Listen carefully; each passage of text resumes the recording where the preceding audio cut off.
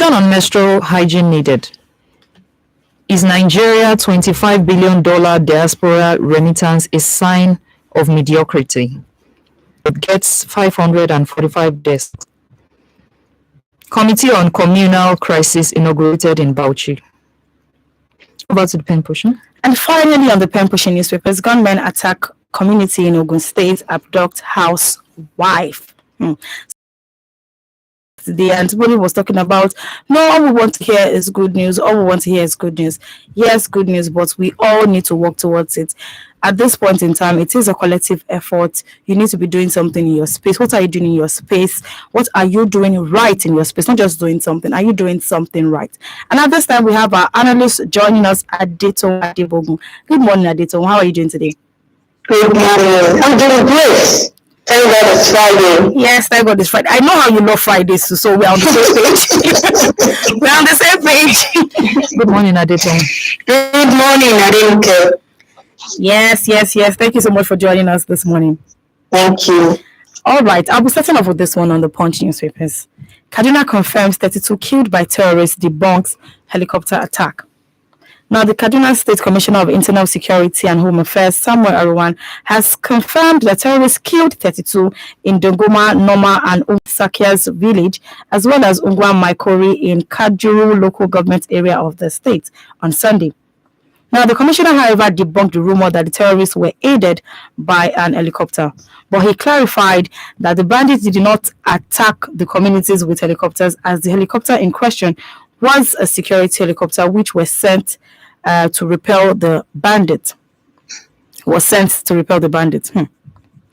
Now, Adeton, so we took the story yesterday with Adeyemi Adeolu on the newspaper review, and now this one is coming in from the Kaduna state government saying that this helicopter or helicopters that were sent to repel the bandits and not aid the bandits, that they were security operatives in this helicopter. First off, the account in this story shows that yes, it was the bandits had attacked 2 locations at first. Then in the course of attacking the 3rd location was when the helicopter showed up trying to repel the bandits. And I'm just wondering, at that time already, what they could cite was they had killed people and houses were burning at the time. And I'm just wondering, how is it that it has happened first in 2 locations before security operatives got wind of the news and had to intercept the bandits at it home? I see it as more of what we've had in recent past, especially where we've had instances where the terrorists or bandits, they go into some locations, rural areas, and after operating for the area like more than 6 hours, and nobody hinders them, from leaving the venue where they've caused a lot of destruction. And it is after that you find security operatives coming in, to attend to the people and, to see the level of damage. We've also said that this is also part of what we're saying, that we should bring the location of our security personnel closer to the people. In a situation whereby they have security force or police force far away from these people in the rural areas, the timeliness, of course, isn't going to be right. Because before they get there, a lot of lives and properties have been destroyed and all that. If we can have these police stations or even as security personnel very close to these communities, I'm sure they would have been able to avert 1 or 2 incidents before it goes out of hand. And for the first attack, second attack, and then it was really the 3rd attack, you see that there's no link or communication, link between security personnel and the people. The grassroots people there, especially the traditional rulers, or even the local people there, you see that there's no form of communication they can have with their security personnel. And it also shows us that they are not easily accessible, because there should have been someone who could call on them to come and see what is happening. The helicopter arrived, but it arrived not really at the right time. And so I think this is some of the things that should be looked into, especially relating to attacks in all these rural areas where there's no access, to security personnel on time, and then the location is too far for people to reach those that are supposed to be protecting them, or even the communication link, it's not, there's no synergy in terms of communication. And we said it that even in those communities, they have, maybe here in the West, you have OPC and all that, community policing. This is where we are encouraging community policing, so that at the instance of everything happening, those that are closer to the people at the community level can easily arise to the occasion. And of course, don't forget the fact that we are saying they need to be prepared, they need to be equipped also to face these bandits or these terrorists that are coming to invade most of these villages. If that is not done, we will continue to have series of attacks, year in, year out, and consistently they will be doing it and getting away with it. So I feel that this should really be looked into, at least to call this activity to be minimum. All right, Adito, when we talk about these stories, why is it that we don't get to hear a lot about these bandits being arrested or being apprehended?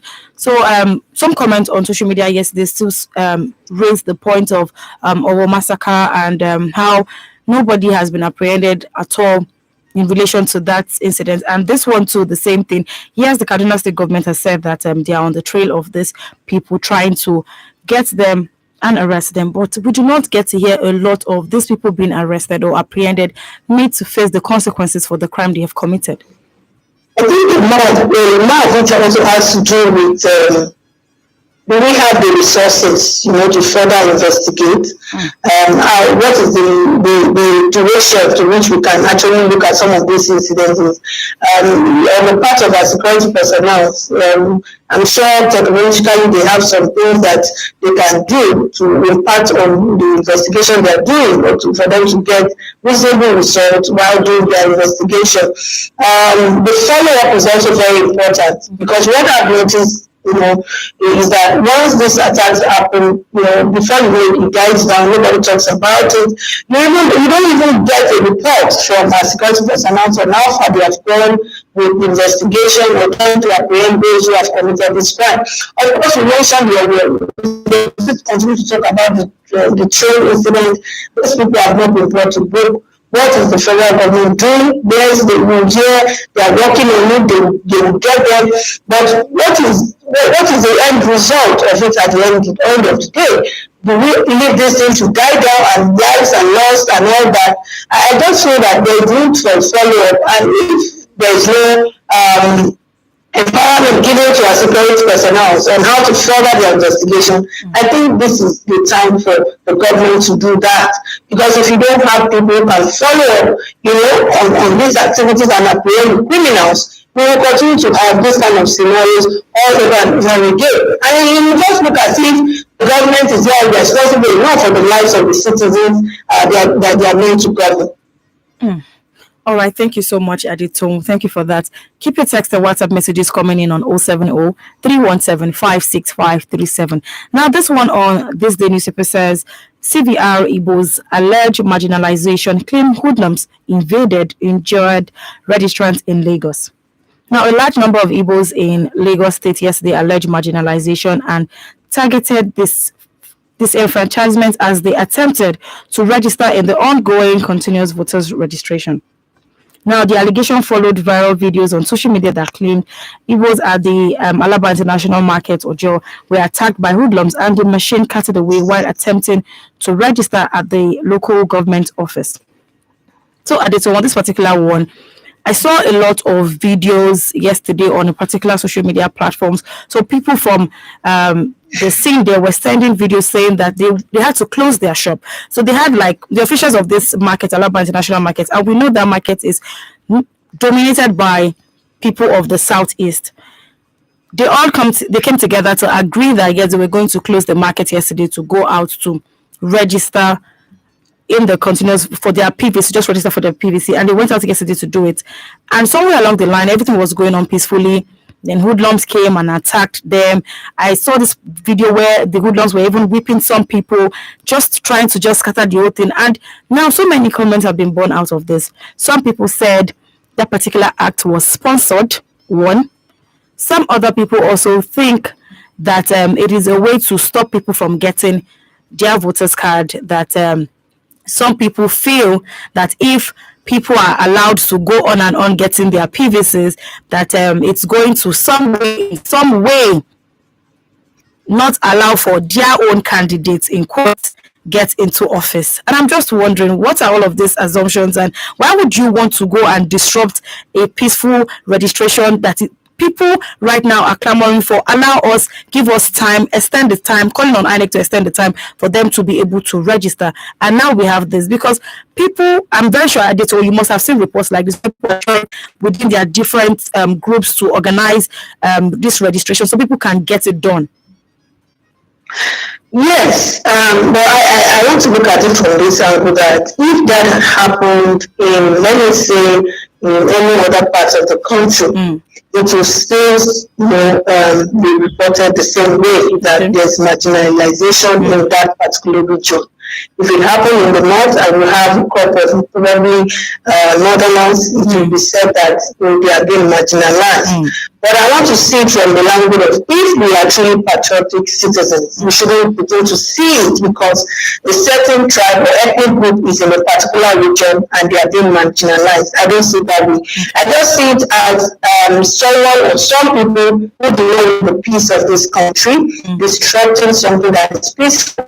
Even in elections that we've had where there are peaceful elections, we still see the attitude of tribalism, we still see violence taking place where we have ordinarily peaceful elections should have taken place. And so I don't see it from the point of it's because they are from social ethnic group, that's why they are being marginalized. Don't forget, Father, in as much as you are a Nigerian citizen of this country, you can live anywhere in any part of this country as long as you coexist peacefully in that environment where you tend to reside, and which I feel is patriotic enough. Now going ahead to talk about the violence that takes place, ordinarily because of the population of those that are going for registration in that particular Alabama market, of course, where you have mostly those from the east and all that, I would have expected that security personnel should be in position to guide, to at least monitor what goes on, not just for them to be left alone with the INEC officials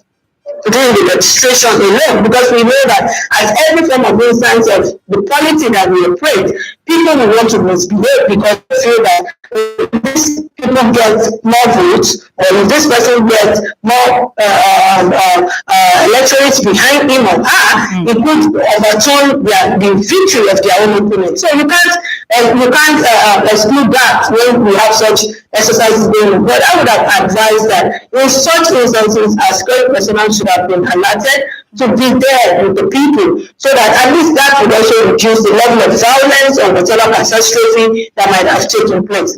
I also look at it from the angle that, the way Lagos is structured, it is believed that the majority carries the vote, and I say that because in recent past, in the previous elections we've had, it is said that probably a particular tribe, when they give their vote, Lagos has an upper hand victory in the elections, especially where the candidate, that is not preferred, does not have an opportunity to win an election. So for me, I would say that because of the popularity of that particular Alabama market, saturated of course with those from that ethnic group, you could be saying that, yes, you can also look at the angle of probably when they have more votes there, it will affect the candidate who ordinarily would have had a victory. But it doesn't really matter. We have said that this is an election, there should be fairness, there should be justice. No matter how we see it, a party will win, a party will lose, a candidate will win, a candidate will lose.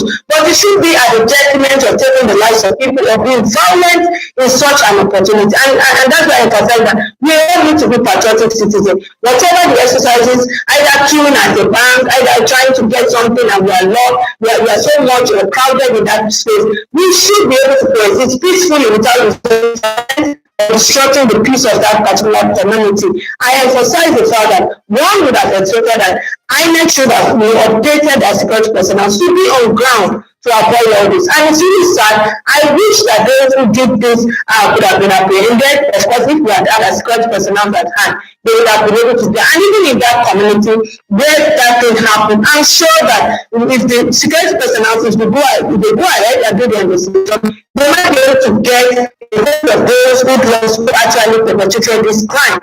And I just want to admonish us in any part of Lagos where we should see ourselves as citizens of this country. Citizens, it's not just because you are in your state or you are outside the country.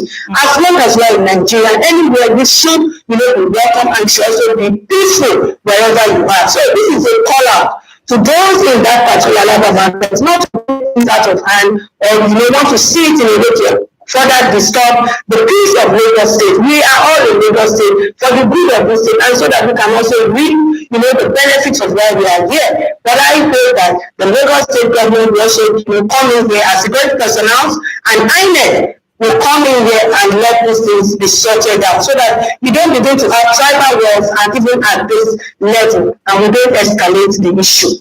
All right, Adito, we'll sit on this one. Let's talk about there's been so many calls for INEC to extend the registration of voters card and people asking for more time. Yes, there was this report that said this registration started since last year. Any serious minded person would have registered and all of that. But at this point, we see that we still have a lot of people who have not registered or don't even have their PVCs yet. So are you for or against extension of the time frame? Let me start by saying that everything in Nigeria always have that clause of timeliness, we don't have a clause of excuses from people or even the readiness of the agency that is responsible. We want to shift blame that, they didn't give us enough time. We also want to look at it from the angle of what we're doing. We also want to look at it that if you had an opportunity given to some people that the INEC registration be done in front of their residents or wherever they are, they would gladly want you to come and do that. They want it nearer to them at all costs so that they can do it flexibly. But we know it's not easy to organize people.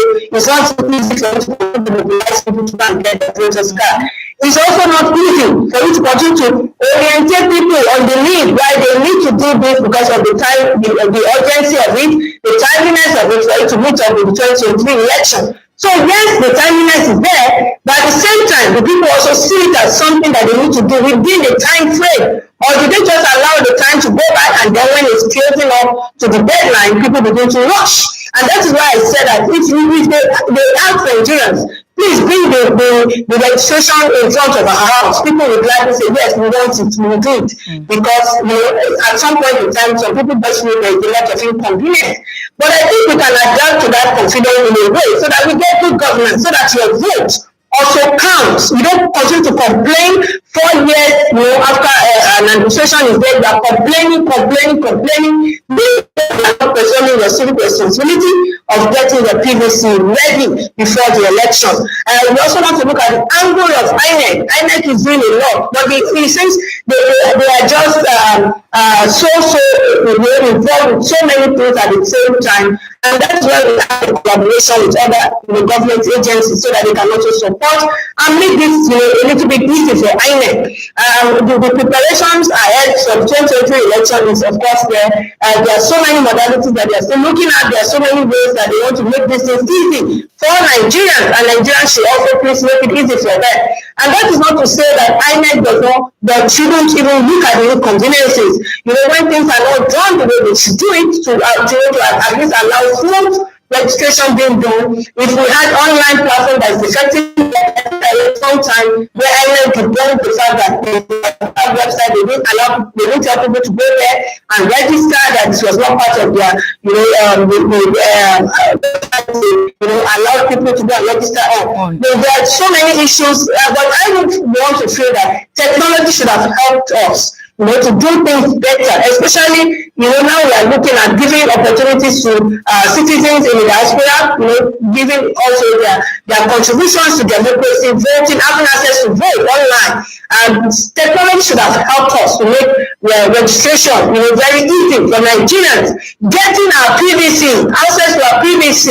Of course, we've learned about places where PVCs are just lying to alone, nobody's picking them up, and their names and everything is there, but people are not going to pick it up. And they take it to the local government, they're not going to pick it up. And people continue to complain that they've not gotten their PVC. We also have the forms of INEC. When we do registration, there's a way I think INEC can track those who use this PVC. But I'm not sure if we actually gave in our contact numbers. But when we give the NIN, we have to give our numbers so that a text message could be sent to us to come back, to get our NIN registration of the seats collected. But I'm not sure that is done with our voters card. I think that is one thing that INEC should also to make things easy. Send a message to people to come and pick their PVC wherever it is located or where they have done their registration to even make access to this PVC a little bit easier. We have said that yes, they opened up more polling units and all that. They want people to access polling units in different areas where it wasn't before, but they can also do that same thing and reciprocate that when it comes to registration. There's some let me say regular places that people go to. I know some churches have actually asked that this registration be brought to their church locations and all that. Local government is there. Probably when there's too much crowd, especially like market women can also have access.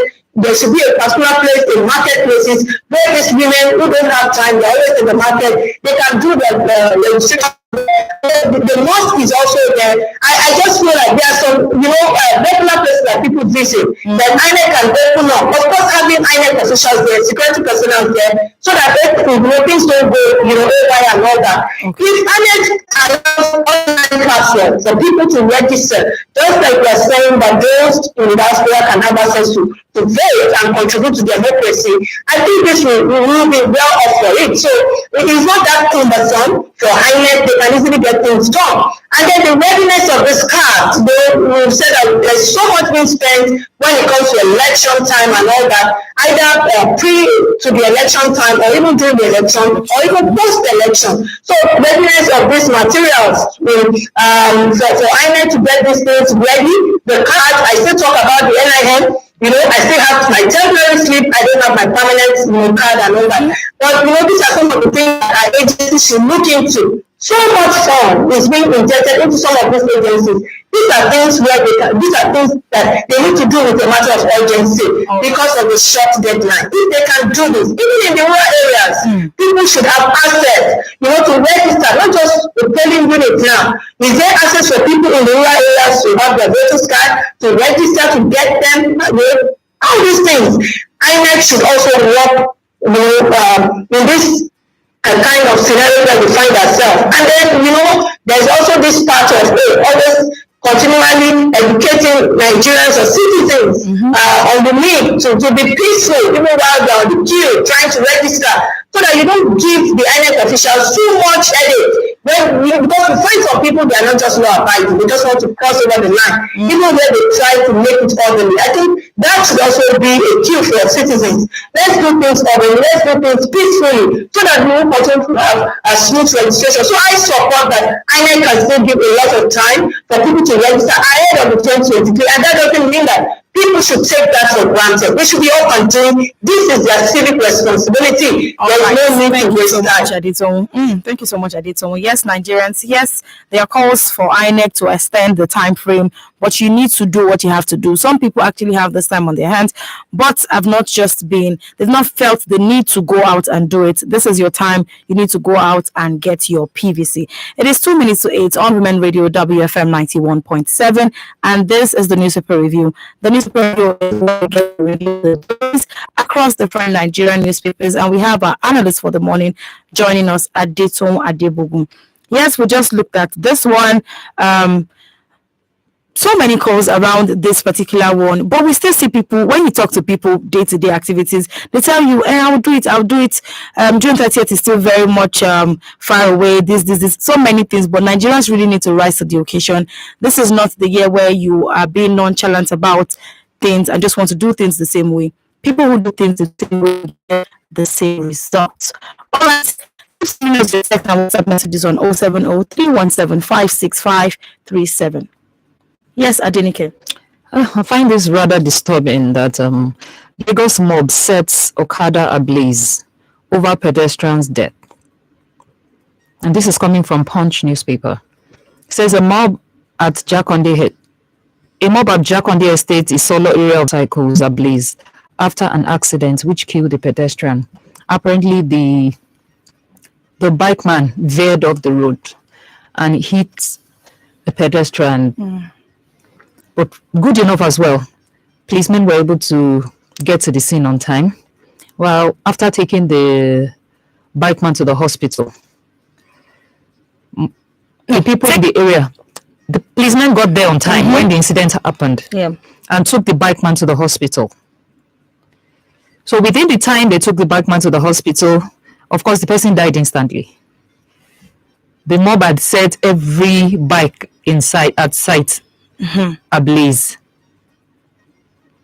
So I find it rather disturbing, and I'm wondering, after this law of no more bikes in Lagos, and where are these bikes coming from?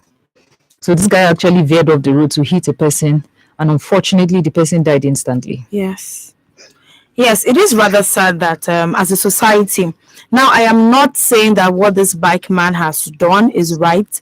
I commiserate with the family of this poor person who was just walking on the road and just happened to be a victim of this unfortunate incident. Yes, this person has lost his or her life. It wasn't even stated. But the sad story here is our response as a society, as a people, just shows how low people still think about certain things. Yes, something has happened. Way forward, and all you can think about is to put all of the motorcycles together. Yes, motorcycles have been banned, but you take laws into your hand to set them ablaze. Look at all of the impact around. You probably would have children around that area, and they'll see you as adults doing these things, and tomorrow you want to tell them, oh, you are the leaders of tomorrow, do things better and things like that. And the case where people just want to just do things just anyhow. We have so many laws binding on us, and people will just go about and just act anyhow at it own. You know, there are some instances where you do some things, probably you are not guilty, but when you escalate things, you become the guilty one. And I think that's what I'm saying here. We hope that the Lord will comfort the families of those that have been lost in this particular scenario. But I look at it from the angle that we don't really have patriotic citizens at that time. We don't take laws into the hands, as we continue to say, nobody should be above the law. If one person, did something wrong, we should face that same one person to face the consequences of whatever actions that he or she has done, rather than taking it on all other people. And now they have caused other people, so much sorrow. Now I come back to the issue of the Okada riders. Unfortunately, we still have them as a menace on our roads, and it's so sad because you won't use the excuse of the fact that you want to get a living or you want to make ends meet through that, and then you begin to kill people and endanger the lives of people. For someone that is not even a fan of Okada, walking on his own on the road, and then the Okada rider goes, to hit that person, that for me is even much more worrisome. And I also think that collectively now, it's not just about the government. Collectively, we are the ones riding on those Okadas as citizens of this country. We have seen these things happen to people. We have seen how these accidents have destroyed the lives of families. And we will see the ones to ride on that Okada. If we all can put our their mouth together and be firm about their decision concerning these Okada riders.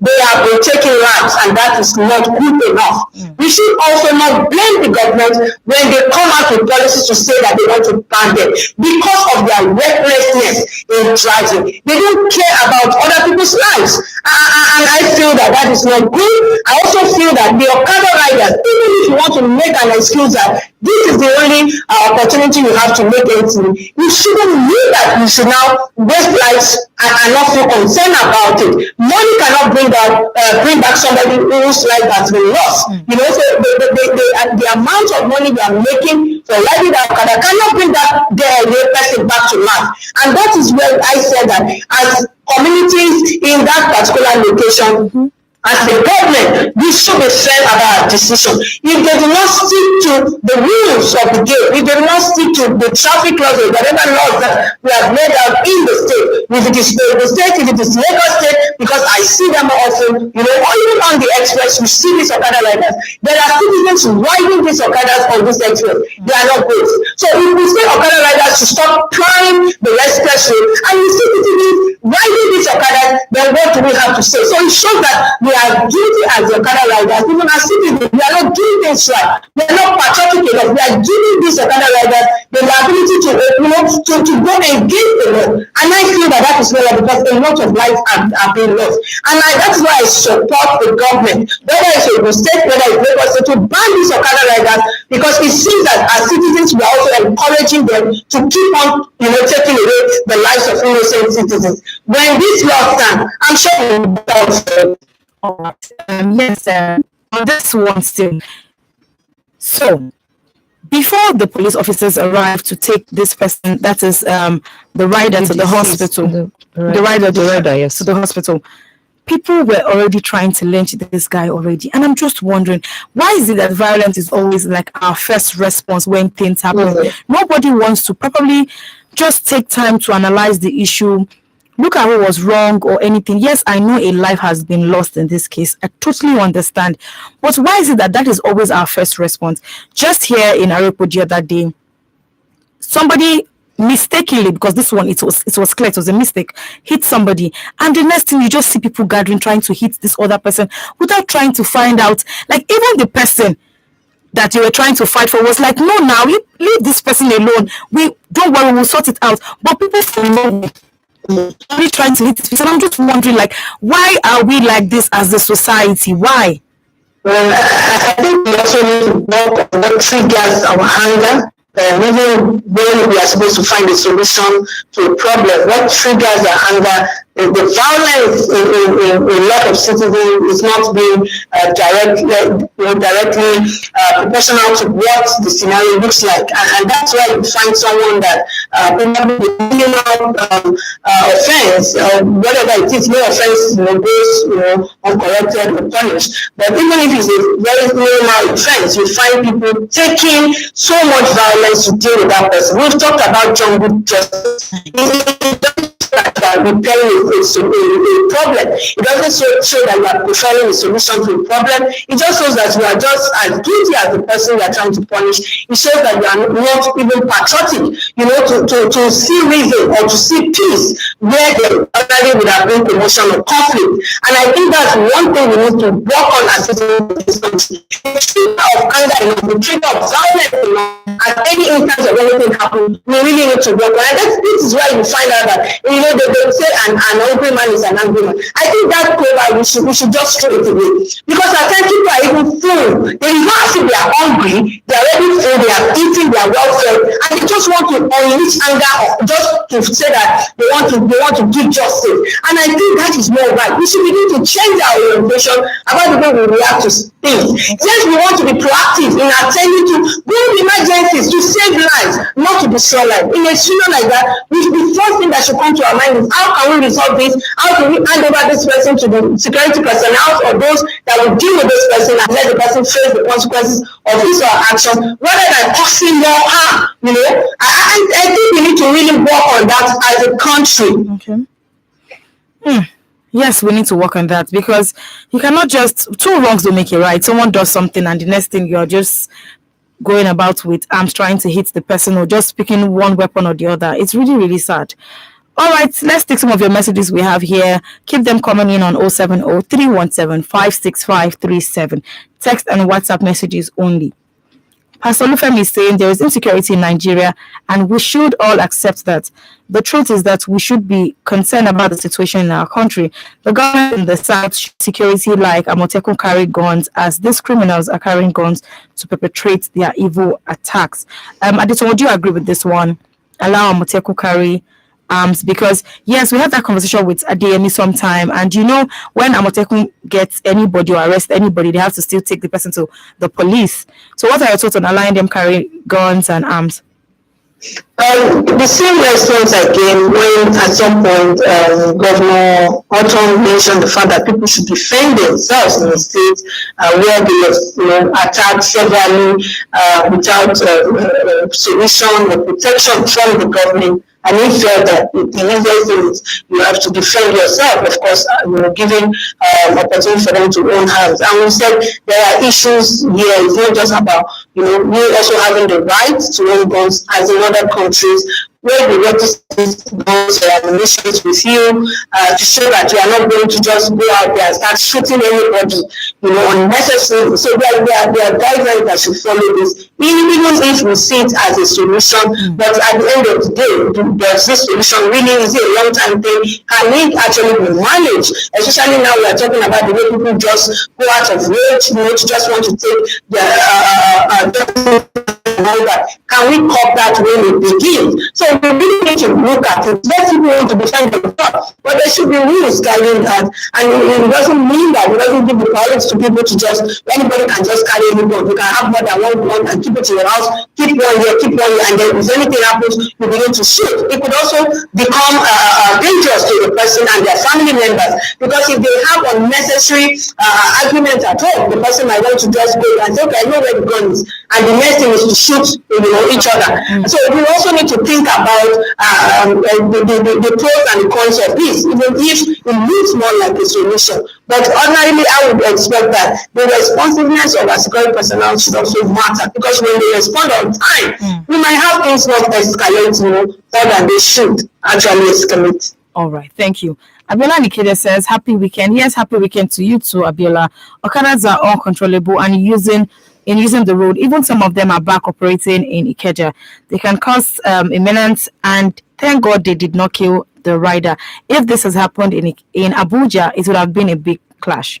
Federal government is telling us that ISWAP have invaded Southwest. This is a ticking time bomb. Soldiers that are supposed to be deployed to war zones are the ones doing escorts for big men now. Adeto, talking about escorts and orderlies for politicians at this time, and now Abiola is raising it that in this time of so many political activities, we're supposed to be having our military officials and security operatives deployed to different areas where we have insecurity and not having them as escorts for politicians. That's why we say it's so sad that we don't even have enough security personnel to protect citizens and to respond more timely to residencies. That's also part of the hiccups we've had over the time. And if you look at the workforce, in as much as we continue to motivate our security personnel to be up and doing, we don't also want them to burn out. And this aspect of giving them to actually watch over security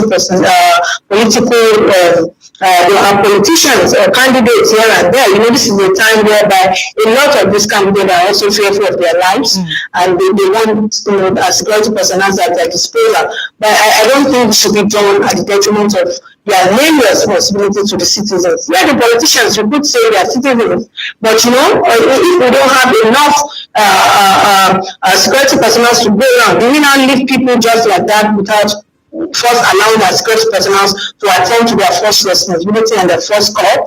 You also want to look at it from the angle of if our politicians are actually peaceful people, if they don't resort to violence, or if they don't make the politics very hostile, I don't think there's a reason why one politician should be afraid, or not be able to walk freely on the street without feeling that someone is after his or her life. But because of the way we have made the politics very volatile, I think that's why they want to get themselves. If you look at the stories we've taken previous weeks back, where some politicians or candidates, they were ambushed and they were killed and all that.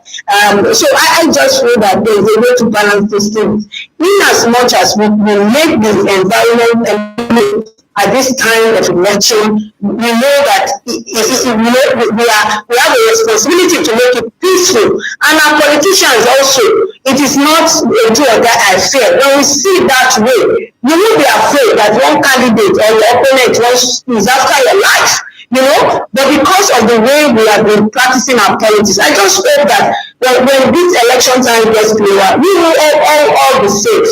We will all be safe. All right. Thank you, Adito. Keep your text and WhatsApp messages coming in on 070-317-56537. This one is from Olushoga Ajayi in Ikorodu. This one says, I am so worried about the rate of which terrorism and banditry is taking over the once peaceful and free Nigeria that we used to enjoy. I am very scared. If our military is being attacked on regular basis, what then will be the fate of the ordinary civilian in Nigeria? I'm advising the federal government to seek for external help before things get out of hand. Seeking for external help, international community, Adito, what do you think? We have done that in the past. I think we are still doing that. But as that changed, the result we're having, can we do things better? Can we do things differently? Do we need more collaborations with other countries and all that? And all those collaborations, are we even making good? When they are at the point of having there's disruption in the flow of what they're doing. If we want to help our seeking help, and we've gotten the help, then we shouldn't even obstruct the help or the process to which the help is coming. We should be able to allow that help to manifest into solutions for us. If we can do that better, in a better way, I'm sure we will continue to have this issue coming up over and over again. All right. Rosanjay Mutin Lakbar is saying that the reprisal attacks on Hausa community in Owo on those states will only lead the state to anarchy. So, Rosanjay, there has been a report that debunked that there was nothing like that. So I'll move on to this part where Rosanjay is saying the security apparatus of that state, Ondo State, should swing into action and nip the issue in the bud before it gets uncontrollable. Bad followers will never produce good leaders. Additional Wasio is saying, good morning to you in the studio. Good morning to you. My advice to the incoming president of Nigeria come 2023 is that the only way out of the whole issue of insecurity is to decentralize our security apparatus by giving permission to each region their own separate police to secure their people from terrorism and banditry. Additional regional police, state police.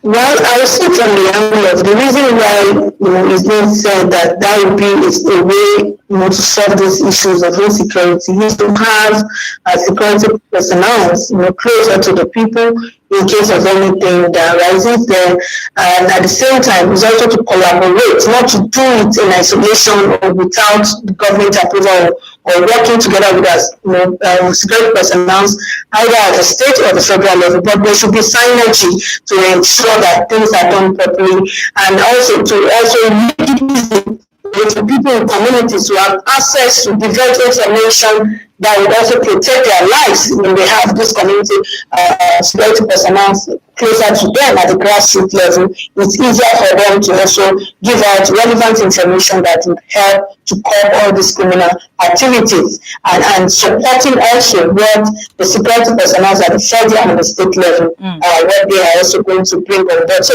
I think that's really the most important thing. It's not to work in isolation, it's to work in synergy and to make the issue of security much more flexible and for it to work for better for us. All right. Thank you so much, Adito. It is 17 minutes past 8 on your Women Radio WFM 91.7. And this is the newspaper review. The newspaper review is where we get to review the dailies across different Nigerian newspapers, and we get to analyze them with our analysts for the morning. You get your messages, and we take them and we also discuss them on the way forward on these issues. The text and WhatsApp line 070-317-56537. 070-317-565. All right, Adinike. Okay, and on this day newspaper, federal government declares Monday, 13th June as public holiday to commemorate Democracy Day. Now, the Minister of Interior, Benny Rauf Aregbesola, has announced that June the 13th will commemorate Democracy Day in Nigeria, and he further advised that we should use the challenge in Nigeria not to see it as an opportunity to break up, but to open up ourselves to the truth and appreciate one another. This is really funny to me because, just let me go ahead first. He said we shouldn't see it as an opportunity to break up, but to open up ourselves to the truth, so that we may appreciate each other, understand each other, honor each other, and live together in peace and prosperity. So I've been thinking that in the wake of all that has been happening this past few weeks, where is the hope for the peace and the prosperity he's talking about? Well, that goes back to why I say it that as a person, you always need to be on the positive side, where you get your motivation, you get your happiness from the inside. Now, Adeton. Hello, Adeton. Can you hear me? Hello. Yes. So, yes, Adenike was just raising this one on this day. Federal government declares Monday, June 13 as public holiday to commemorate Democracy Day.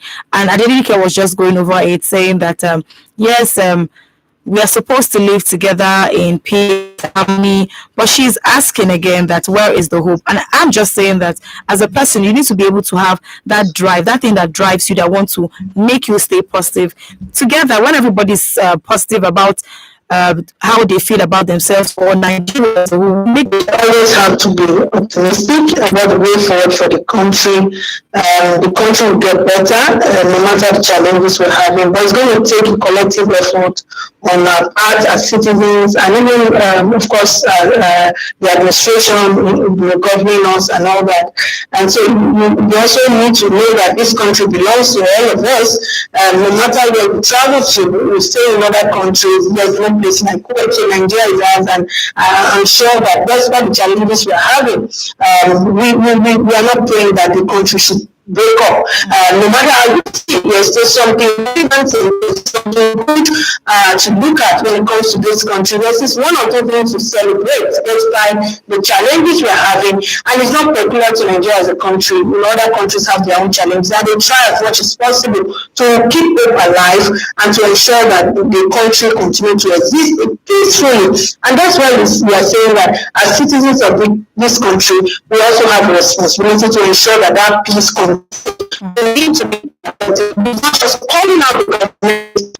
Saying is also, as citizens, our own responsibility. We should also take it as a priority in ensuring that our country continues to grow better. For those that are governing us, it's also a wake-up call for them to do things better.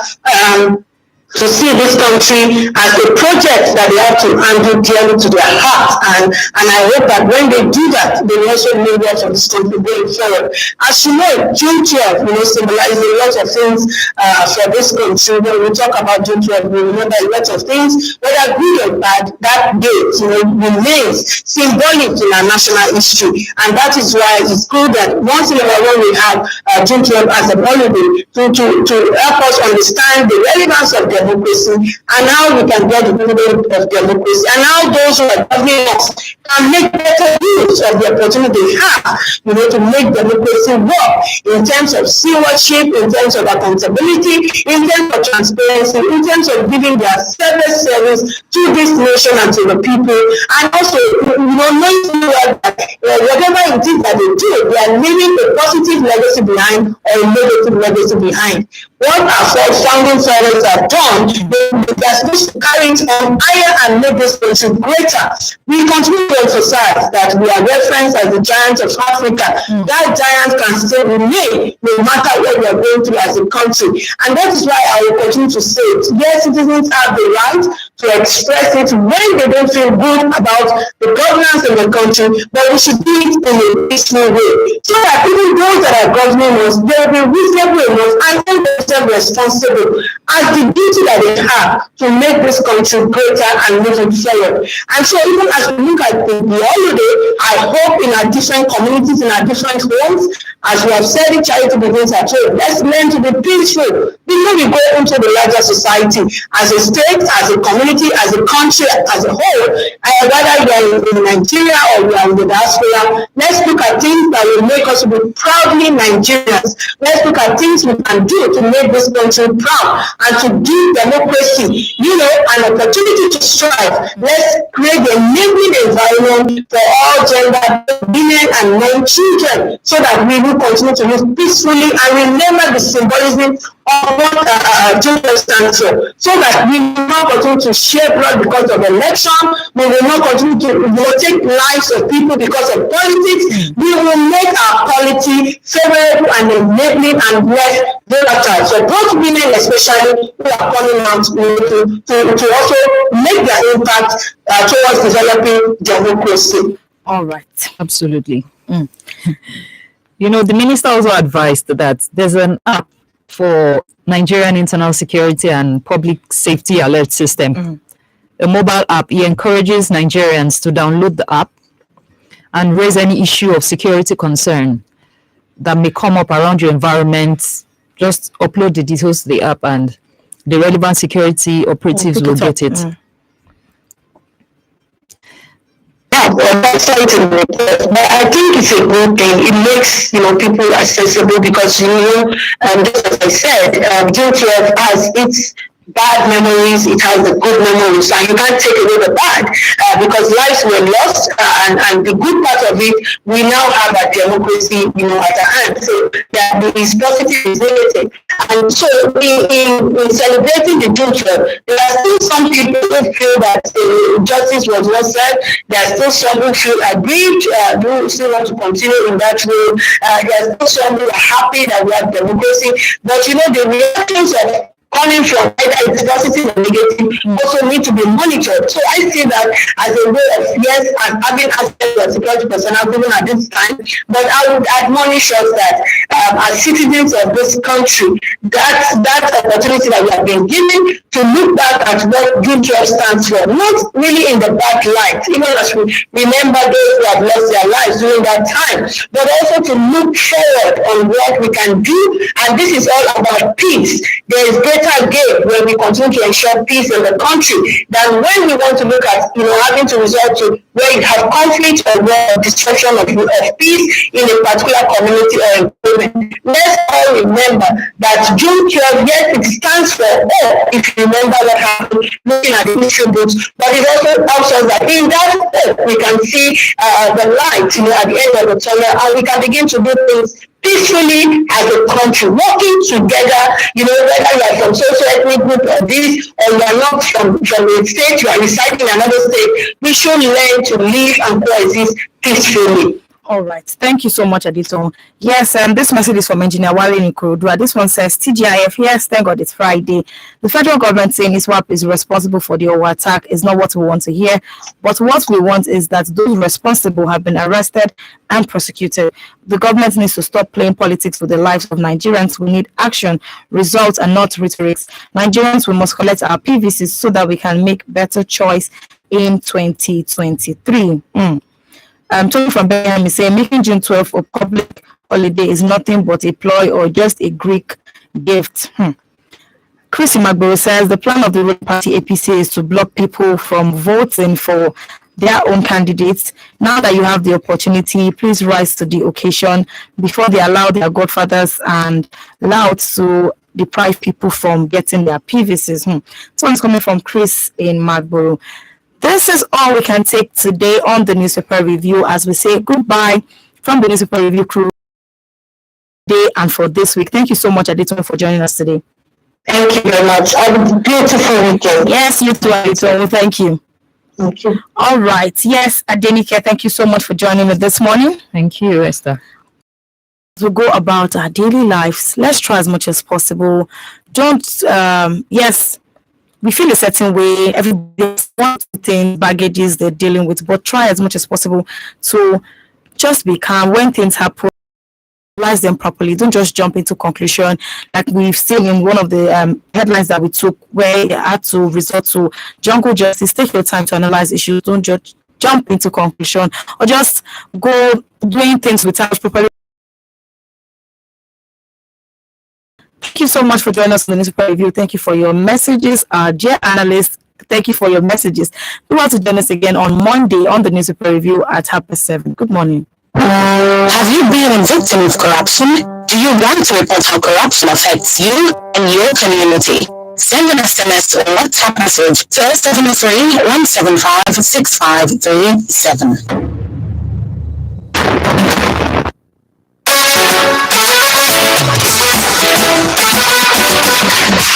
They keep wondering, say I'm unstoppable, how I'm unstoppable. Sometimes to slow me down, but I'm undraggable, I'm undraggable. Every expectation of me, every task is a heat.